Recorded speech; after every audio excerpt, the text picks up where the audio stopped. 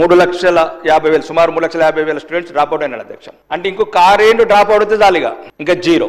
నేను శాసనసభ్యుడిగా ఎన్నికైన నుంచి అన్ని స్కూల్స్కి వెళ్ళాను అధ్యక్ష, అన్ని స్కూల్స్కి వెళ్ళాను. అందరు అన్ని తెలిసి మాట్లాడాలి కాబట్టి మాట్లాడుతున్నారు. కానీ ఎలా, ఇది ఒక్కటే చెప్పండి అధ్యక్ష, ఎట్లా డ్రాప్ అవుట్ అవుతున్నారు? లక్షల మంది ఎట్లా డ్రాప్ అవుట్ అవుతున్నారు? ఇది ఎట్లా అధ్యక్ష? మీకు ఒక చిన్న ఉదాహరణ చెప్తున్నా అధ్యక్ష.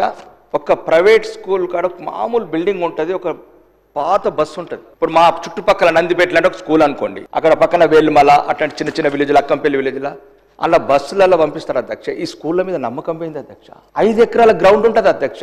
మన స్కూళ్ళకేం తక్కువ లేదు, మన స్కూల్ చాలా బాగున్నాయి అధ్యక్ష. మేము కూడా అవే చదువుకున్నాం, అవే వేప చెట్ల కింద, అవే రూమ్లల్లో అవే చదువుకున్నాం అధ్యక్ష. కానీ ఎవరు లేకుంటే అనాథల్లాగా అయిపోయినాయి అధ్యక్ష విద్యారంగం. మీరు దాన్ని బట్టి చెప్పండి, ఒక్క కాలేజ్ ఉన్న వాళ్ళు 100 కాలేజీలు ఎలా పెడుతున్నారు? మరి ముఖ్యంగా అధ్యక్ష, ఈరోజు చెప్పాలంటే ఎక్కడో లోపం ఉంది. ఇప్పుడు చెప్తున్నారు 6,000 స్కూల్స్ మూతపడ్డాయి 10 ఏళ్లలో.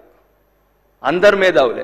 అప్పుడు బంగారు తెలంగాణ, ఇప్పుడు వజ్రాల తెలంగాణ. 6,000 స్కూల్ మూతపడ్డాయి అధ్యక్ష. మళ్ళీ పోయిన సంవత్సరం సుమారు 1834 స్కూల్ అధ్యక్ష. మళ్ళీ ఇప్పుడు కూడా మళ్ళీ మేధావులు వచ్చిన అసెంబ్లీలకు కొత్తగా ఐఏఎస్ ఆఫీసర్లు రిక్రూట్మెంట్, వాళ్ళ తెలివి కూడా తోడైంది మనకు. మరి ఇంకా జీరో ఎన్రోల్మెంట్. ఇప్పుడు కూడా గౌరవ సభ్యులు చెప్పినారు 1931 స్కూళ్ళలో జీరో ఎన్రోల్మెంట్. మరి ఎక్కడ పోయింది అధ్యక్ష? ఇది విద్యనే భవిష్యత్తు అంటున్నాం, పేదవాడికి ఉన్న ఒకే ఒక ఆయుధం అంటున్నాం.